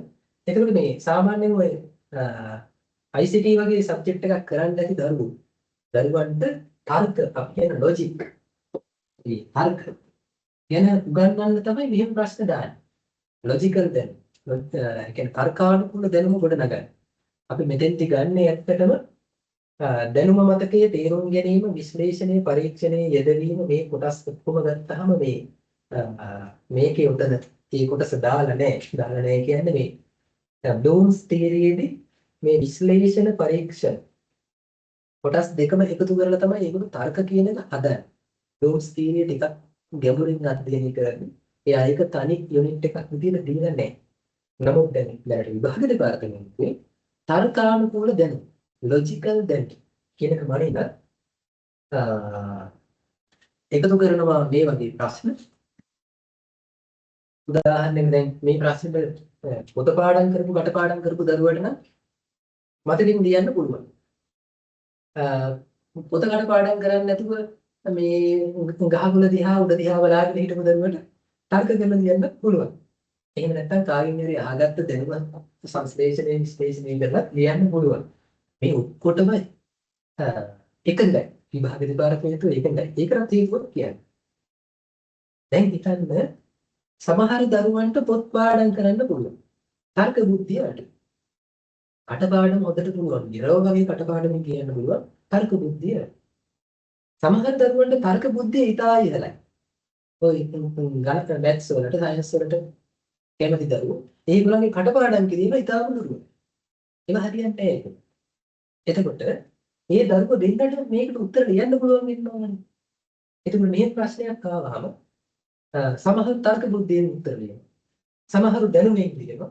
සමහර ඉතින් අහක බලාගෙන කට්ටක් කරගොල ලියනවා නේද? ඇයි මේ MCQ ප්‍රශ්න වලට උත්තර ලියන්නේ කොහොමද කියලා එක සර් කෙනෙක්ගෙන් අහුවාම එයා කිව්වා විභාගයට යන්න නේද? විභාග තරන් ගිහලා මේම 1 2 3 4 කියලා මේ තියාගන්න බැරි කට්ටක් තියලා මෙහෙම ගන්නවා කට්ට නතුනේ එකේ නම් ටිකට ගෙවන. ඒවත් පුළුවන්. ඒවත් ක්‍රම. ඒවත් මම මේවා කියන්නේ පොඩ්ඩක් මේ පාඩමේ ඔබේ අවධානය තියාගන්න ඕනේ. හරි. එතකොට මම මේ කියාගෙන යන්නේ කාටවත් අසාධාරණ විභාගයේදී දරුවන්ට අසාධාරණයක් වෙන්න බෑ. එක එක්කෙනාගේ දැනුම මට්ටම වෙනස්. දැන් මේ බ්ලූම්ස් තියරි ගත්තත් බ්ලූම්ස් තියරි මේ තියෙන මේ ප්‍රජානන කියන කොටසේ දැනුම මතකයේ සමහරුන්ගේ වැඩි සමහරුන්ගේ අන්ඩර්ස්ටෑන්ඩින් කියන එක වැඩි සමහරුන්ගේ විශ්ලේෂණ හැකියාව වැඩි සමහරු පරීක්ෂණ යෙදවීම කියන හැකියාව වැඩි විශේෂයෙන් මේ යෙදවීම හැකියාව තියෙන්නේ ඔය මේ උඩ පැන ගස් උඩ ඉන්න දරුවෝගේ හැමතිස්සෙම ඒ දරුවෝ කවදාකවත් ගිරන්න මේ පාඩමක් කරන පන්තියක හිම ඉන්දවල කියන්න බෑ විනාඩි දෙක තුනකට දෙන්න. ඒගොල්ලෝ ආරයන් යන නලිය ඉන්නම බෑ නේද? ඒ දරුවෝ යෙදවීම ගැන හොඳට දන්නයි නේද? ඒ නිසා තමයි එහෙම දරුවන්ගෙන් තමයි උදාහරණයක් අපි ගන්න ඕනේ සමහර ගරාජ් කරන. ඕ ලෙවල් පාස් නැහැ. අතින් නම ලියා ගන්න දන්නේ. හැබැයි ඕන වාහනයක් ගෙනත් දුන්නොත් හදනවා. ඉතින් ඒකම ප්‍රශ්නේ. අපි කොහොම හරි ගුරුවරු විදියට අපිට පුළුවන් වුණා නම් මේ දැනුම මතකයේ තේරුම් ගැනීම විශ්ලේෂණ පරීක්ෂණ මේ ටිකකුත් ඒගොල්ලන්ගේ පොළොවට දාන්න. ඔය වාහන වෙනස් කරන යකඩ කන දරුවෝ කොහේ ඉඳීද? එහෙමත් හිතෙනවා. මොකද මේ උපතින් ගිය දේවල් වෙනස් කරන්න තමයි අධ්‍යාපනය කියන්නේ. එතකොට එක එක දරුවන්ගේ එක එක මට්ටම් වැඩි. අපි අධ්‍යාපනයේ පුළුවන් තරම් උත්සාහ කරනවා. ඒ දරුවන්ගේ ඒ තියෙන දැනුම එක සම මට්ටමකට සම කෙසේ වෙතත් ප්‍රමිතිගත මට්ටමකට ප්‍රමාණවත් මට්ටමකට අරන් යන්න. හරි. ඔන්න එහෙනම් මම ප්‍රශ්න පත්‍ර කතාව අවසන් කරනවා. තව පහලට අපි බලමු මොනවා හරි විශේෂ දෙයක් තියෙනවද කියලා. අහිතකර ප්‍රතිඵල පමණක් දැක්වෙන පිළිතුර ඒවා අපිට අදහසක් ගන්න පුළුවන්. අපි විසඳින්න. දැන් අපිට පේනවා මේ මෙතන මම තව දෙයක් කියන්නම්. ඔබට පේනව නේද MCQ ප්‍රශ්න පත්‍රය ගත්තාම මුලදී විතරයි මේගොල්ලෝ මේ ඒ කියන්නේ දැනුමෙන් උත්තර දෙන්න තියෙන ප්‍රශ්න ගන්න ඉතාම අඩුයි. දැනුමින් උත්තර දෙන්න තියෙන ප්‍රශ්න ගන්න ඉතාම අඩුයි. උදාහරණයක් දැන් මේ 22 ප්‍රශ්නේ පෘතුගීසියෙන් ලන්දේසියෙන් සහ ඉංග්‍රීසියෙන් සම්බන්ධතාව පැවැත්වූ රාජධානිය කුමක්ද? දැන් ඉන්නේ තියන්නේ. එහෙම ප්‍රශ්න තියෙනවා. මේ ප්‍රශ්න අතර මැදට දෙන්නේ එකක් මේ දරුවෝ විභාගයකදී දරුවන්ගේ මානසික මට්ටම් වනින්න මෙන්න මෙහෙම මේ තරංගයක් විදිහට. මොහොම මනින්. මානසික මට්ටම. අපේ සැබෑ ලෝකෙත් මානසික මට්ටම මොහොමද? අපේ දැනුම් මට්ටම මෙහෙම අපේ කල්පනා මට්ටම මෙහෙම කියනට ගෙනිහින්න. මෙතනින් මෙහෙම තියාගන්න බෑ. මෙහෙම තියාගත්තොත් එහෙම ඒ දරුවෝ විභාගයකදී ස්ට්‍රෙස් වෙනවා. ස්ට්‍රෙස් වෙනවා කියලා කියන්නේ එක මට්ටමකම ඉවැලුවේෂන් මට්ටමට එහෙම නැත්නම් විශ්ලේෂණ මට්ටමෙන් ප්‍රශ්න ඔක්කොම තිබුත් එහෙම ප්‍රශ්න 10ක් 15ක් ලියනකොට දරුවා හැම්බත් වෙනවා. එයාට ලියාගන්න බෑ. ඒක දරුවන්ට විතරක් නෙවෙයි අපිටත් බෑ. ඒකට හේතුව අපේ මනස එහෙම එක තැනක එහෙම තියන්න බෑ. ඒ නිසා හැම තිස්සෙම ඉහළ පහළ යන මෙහෙම වේව් එකක් වගේ ඉහළ පහළ යන වේව් එකක් තමයි හදන්නේ. පොඩ අමාරු ප්‍රශ්නයක් එනවා. ආයෙ ටික දේශී වේගන එනවා අන්තිමේට දේශී හරි සන්තෝෂයි නේද? ආයෙ උන් අමාරු වේගන යනවා. ආයෙ දේශී වේගන යනවා එහෙම තමයි හදන්නේ. ඒක තමයි අපේ ජීවිතයේ ගණන හැටි. අපි ප්‍රශ්න පත්‍රයක් ලියුවොත් එහෙමයි හදන්නේ. විභාගෙ. අපි සාමාන්‍යයෙන් පළවෙනි වාරේ දෙවෙනි වාරේ මුදුරට දෙවෙනි වාරේ නම් පළාත් දෙපාර්තමේන්තුවෙන් ගෙවනවා අවසන් එක මුදුරට අත්‍යවශ්‍යයෙන් ගෙවනවා. පළවෙනි වාරේ අපිටනේ හදන්නේ නේ. එහෙම නැත්නම් පන්ති අපි කරන පන්ති දරුවන්ට දෙන මාසික පරීක්ෂණ ඇගයීම් අපිටනේ හදන්නේ මේ. ඒවා හදනකොට මේක හදන්න ඕන. මේවා ඇදුවේ නැතුණාම තමයි අපේ ප්‍රශ්න වලට දරුවෝ හොඳට ලකුණු අරගන්න. දැන් ලංකාවේ මේක ගුරුවරුන්ට තියෙන චෝදනාවක් තියෙන්නේ. ගුරුවරුන්ට මේ දැනුම අඩු ප්‍රශ්නයක් තියෙනවා. ඒ දැනුම වැඩි යාම ගැන ගැටලුවක් තියෙනවා. දැනුම වැඩි කියොත් ඒක හොඳට වැඩ කරනවා. එතකොට බොහෝ වෙලාවට පන්ති කාමර මට්ටමකින් මනින්නේ දැනුම. මේ සංශ්ලේෂණ විශ්ලේෂණ ගණන හැකියාවන් අපි අතින් මැනෙන්නේ නැහැ. ඒ නිසා තමයි පන්තියේ හොඳට වැඩ කරන පන්තියේ හොඳට ලකුණු ගන්න හොඳට පාඩම් කරන පාඩම් දෙන වැඩ ටික හොඳ පිළිසිදු කරන දරුවෝ. විභාගෙට ගියාම විභාගය අසමත් වෙලා ඉන්නේ නේද? මොකද විභාගෙට අහන්නේ දැනුම විතරක් නෙවෙයි. තව ගොඩාක් જાති අහනවා. එතකොට ඒගොල්ලෝ විභාගෙට ගිහින් අමාරුයි වැඩේ. එතකොට ප්‍රශ්න පත්‍රයක් හැදෙන්නේ දැන් මම අවසන් වශයෙන් මේක අපි සමාලෝචනය කරන දෙයක් තියෙනවා. සමාලෝචනය කරන දෙයක් තියෙනවා කොග්නිටිව් ඩොමේන් එකට අදාළ ප්‍රශ්න පත්‍රයක් හැදෙන්නේ දැනුම මතකයේ මනින්න අංක 1. දැනුම සහ මතකයේ එකයි. මතකයි කියන එක මනින්න. තේරුම් ගැනීම කියන එක මනින්න. understanding තේරුම් ගැනීම කියන එක මනින්න. විශ්ලේෂණය කරන්න පුළුවන් තැන තියෙන data එකතු කරලා තීරණයක් ගන්න පුළුවන් මට්ටමට ඒවා එක මට්ටමකට ගන්න පුළුවන්. පරීක්ෂණ කරන්න පුළුවන්. හරිද වැරදිද කියලා තීරණයක් ගන්න පුළුවන්. යදවීම ඒවා ප්‍රැක්ටිකල් ප්‍රායෝගික තරයේ ඇප්ලයි කරන්න පුළුවන්. මේ ටික තමයි කොග්නිටිව් ඩොමේන් එකෙන් සහ විභාග ප්‍රශ්න පත්‍රයකින් මනින්. අපි උන්ට තේරුම් ගන්න අපේ දරුවෝ දෙන්න පුරුදු කළොත් ඒගොල්ලෝ විභාග පාස් වෙනවා. ඒගොල්ලන්ව නවත්තන්න කාටවත් බෑ. හරි. මට දැන් පොඩි දෙයක් ඕනේ. ළඟ ප්‍රශ්න පත්‍රයක් ඇතිනේ.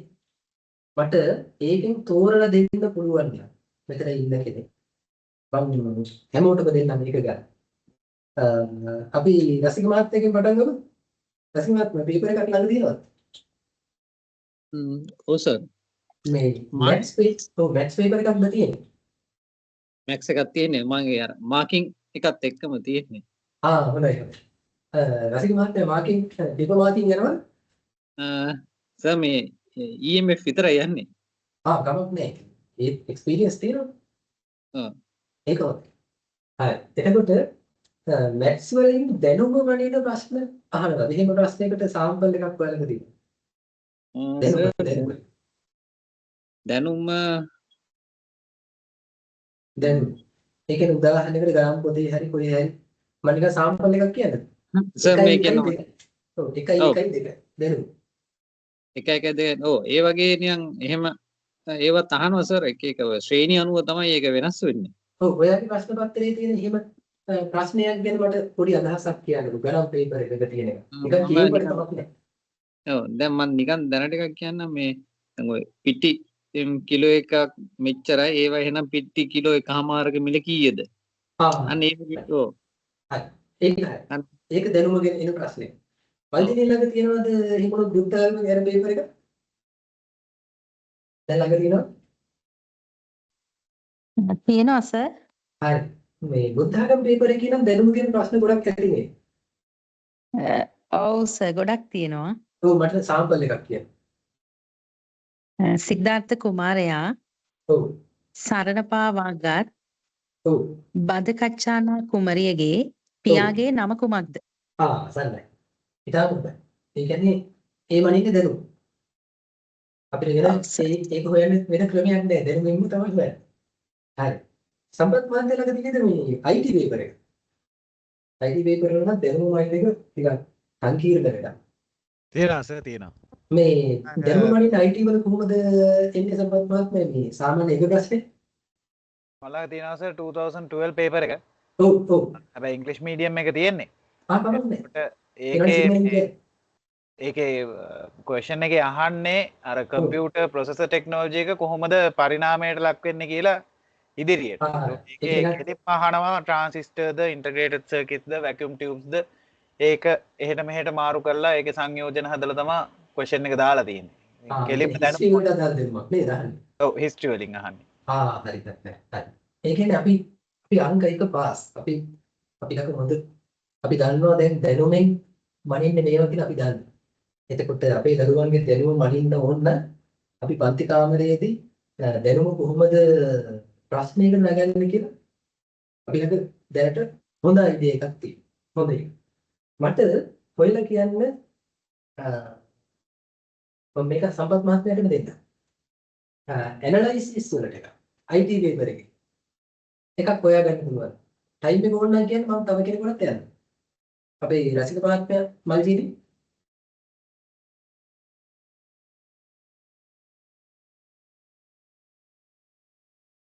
තියෙනවා සර්. ඒකෙම තියෙනවා. ඔව්. ඒක අහලා තියෙන්නේ සර් අර බූලියන් ලොජික් වලින් අහලා තියෙන්නේ. එතකොට ඒක අර මේ O සහ N කියන තර්ක දෙක කොහොමද යෙදෙන්නේ කියන එක ගැන ප්‍රශ්නයක් තියෙන්නේ. ඔව්. ඒකට ඒකේ දීලා තියෙනවා ප්‍රශ්නේ ඒක සිද්ධියක් දීලා තියෙනවා. ඒ සිද්ධියේදී O එකයි N එකයි ඒ සිද්ධි වලට අදාළව කොහොමද දාන්නේ කියලා. ළමයාට සිද්ධ වෙනවා අර තර්කයේ විශ්ලේෂණය කරලා මේකට කොහොමද ගැලපෙන්නේ කියන එක හොයාගන්න. 10 වෙනි ප්‍රශ්නෙට තියෙන්නේ. 10 වෙනි ප්‍රශ්නේ නේද? හරි. රසික මහත්මයා මේ මැත්ස් වලට කොහොමද උඩ එන්නේ? සර් මේ දැන් සංඛ්‍යානීය වගේ ගානක් ගත්තාම ඒකෙදි දැන් අපි ඔය මේ මධ්‍යයන අගයක් කියලා ගන්නවා. එතකොට ඒකෙදි මධ්‍යයනේ ගත්තාම ඒක අපිට හිතා දැන් මාසයක් පාවිච්චි කරේ උදාහරණයකදී දිනක මධ්‍යයන ඒකකයක් නැත්නම් මුදලක් මෙච්චරක් කියලා આવොත් ඒක මාසයකට නැත්නම් අවුරුද්දකට කොච්චර මුදලක් වෙනවද වගේ කියලා. අන්න ඒ වගේ යන එකක් අපිට ගන්න පුළුවන් ඔය කියන තැනෙට. හරි. ඔයාගේ තෝරා ගැනීම හරි. මේ වල්දිනේ බුද්ධ ආගමේ ওই ප්‍රශ්න කොහොම ප්‍රශ්න ඇහෙනවද මේ? ඒ කියන්නේ විශ්ලේෂණ දැනුමට අදාළ ප්‍රශ්න මොනවද? ඔයාගේ පේපර් එකේ මේකේ ගොඩක් තියෙන්නේ දැනුම මතකේ තමයි තියෙන්නේ සර් ගොඩක් ඒවා. දැනුම මතකයි. ඔව් ඔව්. ඔය මල්ජිනි ළඟ තියෙන පේපර් එක කොයි අවුරුද්දේකද? සර් 2024 මේ ගිය 2024 අවුරුද්දේ. මේ ඕලෙවල් පේපර් එකද? ඔව් සර්. හරි. මල්ජිනිට අනුමාන කර ඒ කියන්නේ මේ විශ්ලේෂණ මට්ටමින් අනුමාන කළ හැකි සහ ඒ ආසන්නයෙන් හරි අර ප්‍රශ්න පහළ තිබුණා. පළවෙනි පේපර් එකේ එහෙම සාමාන්‍ය ගොඩක් එන්නේ දැනුම මතකෙම තමයි සර් තියෙන්නේ කටපාඩම්. ඔව් හරි. එතකොට මල්ජිනි පුළුවන් නම් බලන්න ඒ කියන්නේ මේ ඔය බුද්ධාගම වගේ ප්‍රශ්නයකදී මේ ප්‍රශ්න පත්‍රයකදී අපිට දැනුම මූලික වෙනවා කියලා අපිට දැනෙන්නේ අපිට ඒ තරම් ඒක පුරු නිසා. ලංකාවේ මල්ජිනිට තියෙන අභියෝගයක් ඕක. ඒ කියන්නේ දැන් මැත්ස් ගත්තොත් මේ IT ගත්තොත් ඒ දෙකේ මේ විශ්ලේෂණ ගණන හැකියාවන් මනිනවද කියලා අහන්න දෙයක්වත් නැහැ. අහන්න දෙයක් නෑ ඒවා විශ්ලේෂණ ගණන ඒවම තමයි. ඒගොල්ලන්ගේ ලෝකෙ දැන් ඔය රසික මහත්මයා එමෙති කොල්ලාවේ ගණන් හදාට තමයි ඉන්නේ. කැට ඉන්නලුත් ගාම්පේ. එතකොට සම්පත් මහත්මයා උදේ ඉඳන් හවස වෙනකන් කම්පියුටර් එකක් දිහා බලාගෙන ඉන්නවා මේක කොහොමද වෙන්නේ කියලා. නේද? එතන මල්ජිනි ඉන්නේ එළිය ලෝකෙනේ. ඔයාගේ පේපර් එකේ මේ විශ්ලේෂණ පරීක්ෂණ හැකියාවන් වල ප්‍රශ්නයක් හොයලා දෙන්න කිව්වොත් මේ දෙන්නට වඩා සාපේක්ෂව සෑහෙනවා.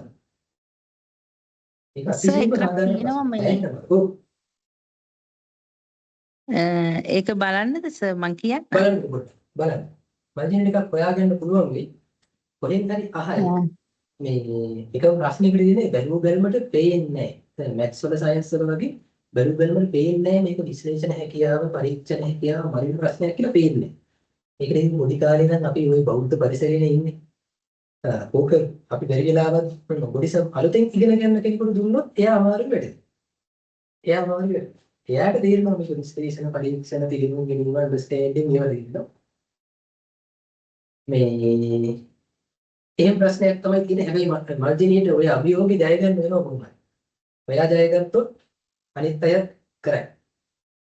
කොහොමද? ඒක සාම්පල් එකක් තියෙනවා ඒක කියන්න සර්. කියනවා.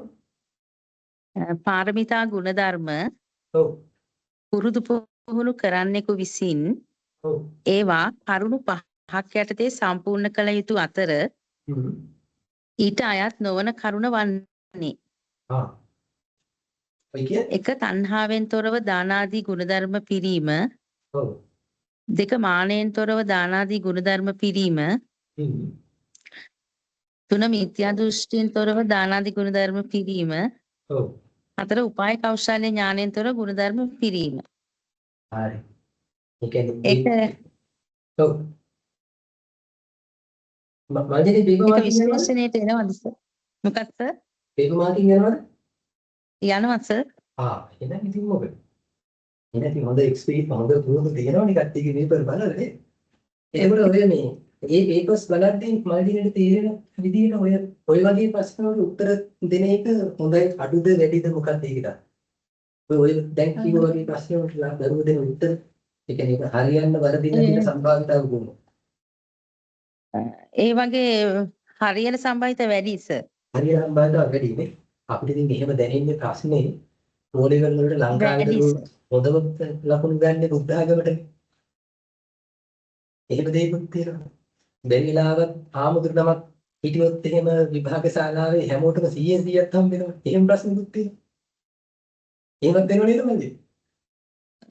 MCQ එකේ එහෙම වැස. බැරිද එහෙම? හරි අද මල්ජිනි ඒව තමයි අල්ලගන්න උපරෝ නේද? ඒක තමයි. මේ හරි. මේ එනකොට ඔයා මේ අල්ලගත්ත තැන හරියටම හරි. ඔය ප්‍රශ්නේ උත්තර දෙන්න එයාට මේ කාරණා ඔක්කොම ටික තියෙනවා. එයාට දැනුම තියෙන්නත් ඕනේ. පොතේ තියෙන දේවල් ටික එයාට මතක තියෙන්නත් ඕනේ.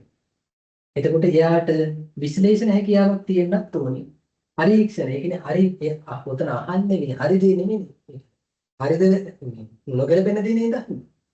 ඔව් නොවන choice එකක් තියෙනවා කියන්නේ එතන පරීක්ෂණ කියන කොටස නේද? තෝරා ගැනීමක් තියෙනවා නම් පරීක්ෂණ කියන කොටස නේද? එතකොට හරි උත්තරේ. ඔයාගේ මේ තෝරා ගැනීම හරි.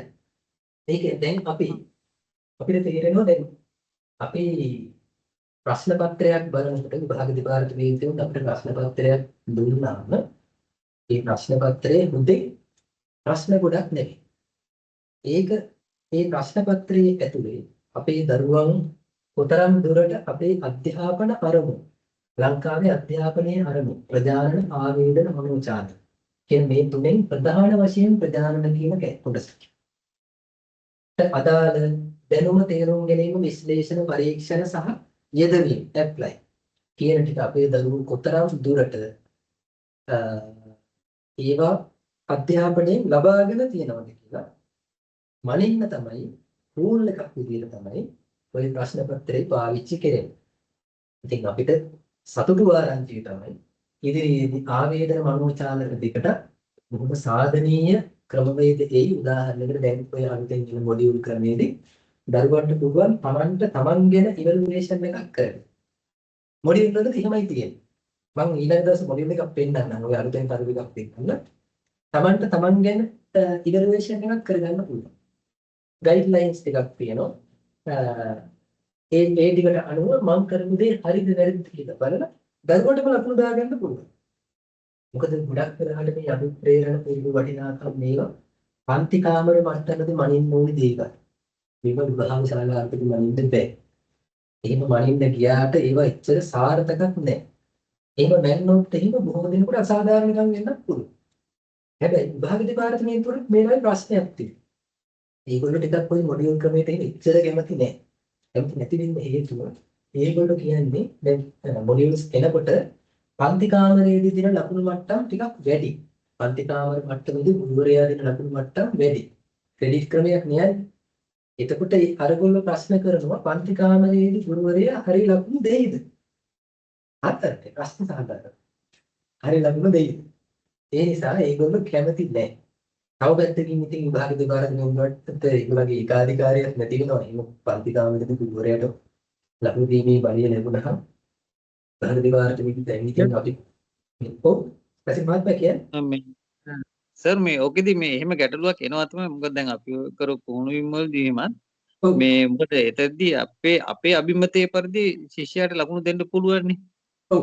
අනික සර් එතන ටීම් එකක් නේ දැන් ඔය අපි ගන්න එක එකනාව වෙන වෙනම ගන්න ටීම් වර්ක් කරන්නේ. එතකොට දැන් ඔය ටීම් වර්ක් කරන එකේ දක්ෂයාම සමහරවිට වැඩ කරනකොට ඒ ටීම් එකම ගොඩ යනවා. එතකොට ඒ ටීම් එකම ගොඩ යනකොට ටීම් එකටම ඒ ලකුණු ටික හම්බ වෙනවා. අර වැඩ කරපු එකනටත් හම්බ වෙනවා, නොකරපු එකනටත් හම්බ වෙනවා. ඔව්. ඔය ගැටලුව එනවා.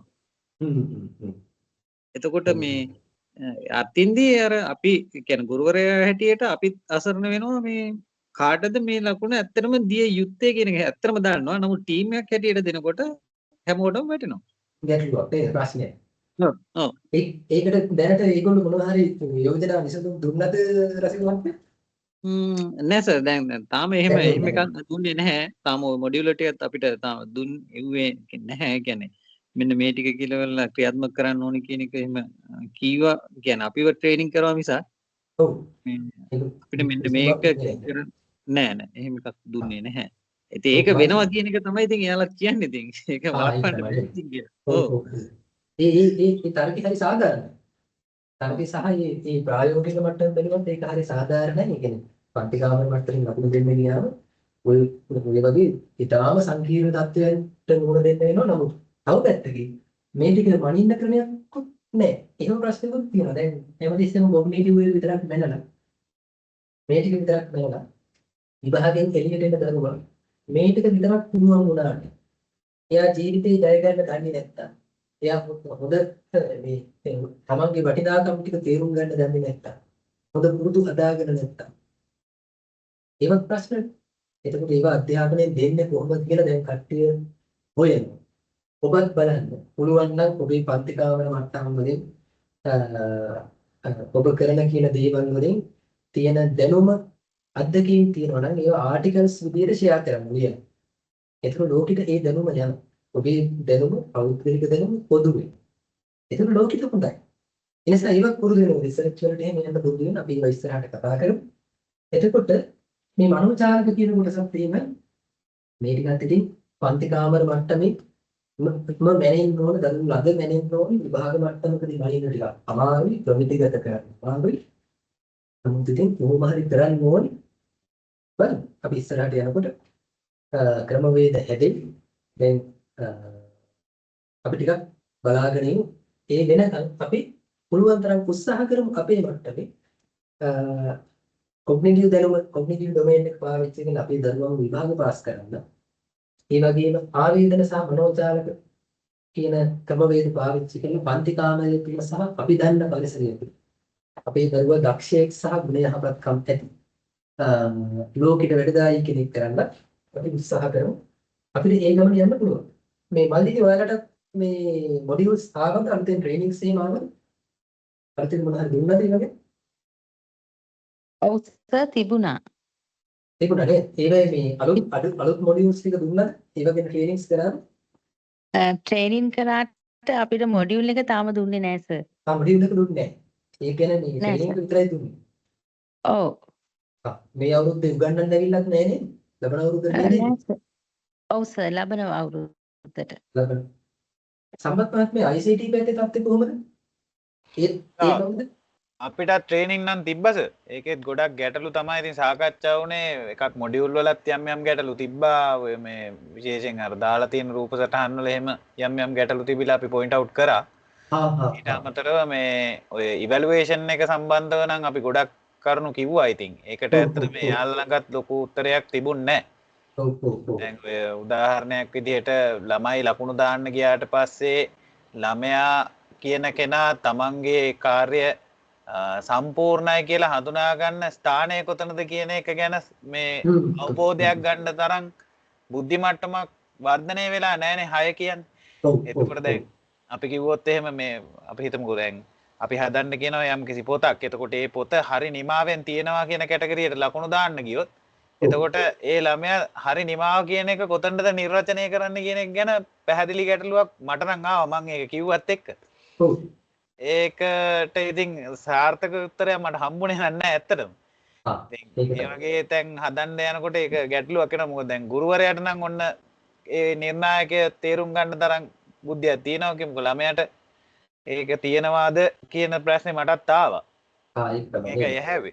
ඔය ඉවැලුවේෂන් එකේ යම් දැන් තිබ්බා. ඒ අරින්න ඇත්තටම ඉතින් මොඩියුල් එක අපේ නම් ඉතින් ලොකු ගැටලුවක් නැහැ IT වල තියෙන එකේ. එහෙම පොඩි වෙනසක් වෙන එක හොඳයි කියලාත් මම නම් හිතනවා. ඒ වුණාට අර තැන් ටික හැදෙනවා නම් හොඳයි සර් ඉතින් නේද? එතකොට දැන් මේ ප්‍රැක්ටිකල්ස් ටික මේ මනින්න මොනවා හරි ඒගොල්ලෝ ක්‍රම ටිකක් යෝජනා කරලා ඉපදාගත්ත මේ එක්ස් විභාගෙට ගිහිල්ලා මනින්නකද? අපේ නම් ගොඩක්ම ප්‍රැක්ටිකල් බේස් නේ සර් සම්පූර්ණ මොඩියුල් එකම යන්නේ. ඒ කියන්නේ සියලුම ක්‍රියාකාරකම් තනිකරම ලැබ් ඇක්ටිවිටීස් වගේ තමයි 80%කටත් වඩා තියෙන්නේ. ඒකත් එක්ක මම හිතන්නේ ඔය තැන IT වල නම් සෑහෙන්නම යෙදෙනවා. ඔව්. ගැටලුවක් වෙන එකක් නෑ නේද? ඔව් සර්. දැන් හොඳයි අපි හොඳ තැනකට ඇවිත් ඉන්නවා. අපි දැන් දන්නවා අපි ලංකාවේ අධ්‍යාපනයේ ගැන හිතුවම ලංකාවේ අධ්‍යාපනයේ විශේෂ විභාග දෙපාර්තමේන්තුව ජාතික අධ්‍යාපන ආයතනයේ අධ්‍යාපන අමාත්‍යාංශය මේ කවුරුම යන්නේ බ්ලූම්ස් තියරිය මත සහ ඇන්ඩර්සන් තියරිය මත කියලා අපි දන්නවා. ඒ නිසා අපිට ලංකාවේ අධ්‍යාපනය සහ යන ගමන් මාවත ඒගොල්ලෝ ගන්න තීරණ ගැන අපිට පූර්ව නිගමන වලට උනත් එන්න පුළුවන්. මේ සිද්ධාන්ත ටික අපි දැනගෙන හිටියා. අපිට කලින් කල්පනා කරන්න පුළුවන් ඒගොල්ලෝ මේ මොකද්ද කරන්න යන්නේ කියලා. ඒ නිසා දෙවෙනි කාරණේ විභාගයේ දැනට මනින්නේ කොග්නිටිව් ඩොමේන් එක කියලා අපි දැනගෙන හිටියනම් ඊට අදාළ ප්‍රශ්න පත්‍ර ටික හදන්නත් පුළුවන්. ඊට අදාළව අපේ දරුවෝ පුරුදු කරන්නත් පුළුවන්. සහ අපි විශේෂයෙන් දරුවන් පන්ති කාමර මට්ටමේදී ඉගෙනීම් කරනවා නම් අපි ප්‍රශ්න හදනවා නම් ඒවට මේ කොග්නිටිව් ඩොමේන් එකේ තියෙන දේවල් පාවිච්චි කරලා ඒ ප්‍රශ්න වල ආකෘති පාවිච්චි කරලා අපිට ප්‍රශ්න හදන්න පුළුවන් බව අපි දන්නවා. ඒ නිසා ඔබට අදාළ ඔබේ විෂයට අදාළ ප්‍රශ්න පත්‍රය ගැන ටිකක් සැලකිලිමත් වෙන්න. මේ ප්‍රශ්න පත්‍රයේ මුලින් ඉඳන් අගට නැවත බලලා මේ අදහසක් ගන්න. මේ බොහෝ දුරට ওই ආකෘතිය වෙනස් වෙන්නේ නැහැ. ඊළඟ අවුරුද්දේ වෙනස් වෙන්නේ නැහැ. ඒ නිසා මේ ආකෘතියට අදාළව අපේ දරුවන්ව පුරුදු කරන්නේ කොහොමද කියලා අපිට අදහසක් ගන්න පුළුවන්. අපි එතනට යමු. හරි. එතකොට ඊළඟ දවසේ අපි කතා කරන්න බලාපොරොත්තු වෙන ඉදිරියට දැන් අපි ප්‍රශ්න පත්‍රය ගැන කතා කරේ. මේ ප්‍රශ්න පත්‍රයට අදාළව අපේ දරුවෝ පුරුදු කරද්දී අන්ති කාමරයේදී අපි පාඩමක් සැලසුම් කරගන්නේ කොහොමද සහ අධ්‍යාපනයේදී බලාපොරොත්තු වන ප්‍රජානන ආවේදන මනෝචාලක කියන කොටස් තුනට අපේ දරුවෝ අරගෙන යන්න පන්ති මට්ටමේදී පාඩමක් සැලසුම් කරගන්න කොහොමද කියන එක අපි ඊළඟ දවසේ කතා කරනවා. අද ඉතින් අපි පාඩම ඉවරයි 9:30යි. ඒකමයි නේද? නමුත් අපි මම ආරාධනා කරන ඔබේ ප්‍රශ්න පත්‍රයේ නැවත සමාලෝචනය කරලා එහි මේ තියෙන මෙතන අපි තියෙන දැනුම තේරුම් ගැනීම විශ්ලේෂණය පරීක්ෂණ යෙදවීම කියලා 1 2 3 4 5 වෙන තියෙන මේ කොටස් පහ තියාගෙන ඒ ප්‍රශ්නය අදාළ වෙන්නේ මේ 1ද 2ද 3ද 4ද 5ද කියලා ලකුණු කරගෙන යන්න එක ප්‍රශ්න පත්‍රයයි. එතකොට අපිට ලේසි එතනින් එහාට තීරණ ගන්න. එක ප්‍රශ්න පත්‍රයකට ඒ එක්සර්සයිස් සෙට් කරන්න පුළුවන් නම් ඒක මටත් දෙන්න. මේ ටික ලකුණු කරලා වලකීමක් නෙවෙයි. මේ ටික ලකුණු කරලා තේරුම් අරගෙන ඒ තෝරගත්ත ප්‍රශ්න පත්‍රේ 1ද 2ද 3 4ද 5ද කියලා ලකුණු කරලා ඒ ප්‍රශ්න පත්‍රේ මටත් දෙන්න. අපි ඒක බලමු.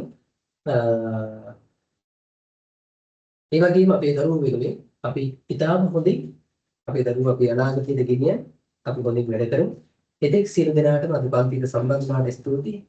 තුන්දරයි නේද? හරි කමන්නේ. ඒක උඩ නෑ. අපි වැඩ කරමු හොඳට. සියලු දෙනාටම ජය වේවා. සුබ රාත්‍රිය. අපි නැවත හමුවෙමු ඊළඟ පන්තියේ. හරි. සුබ රාත්‍රියක් සර්. අයිබෝන් සර්. සුබ රාත්‍රිය. සුබ රාත්‍රියක් සර්. Yeah.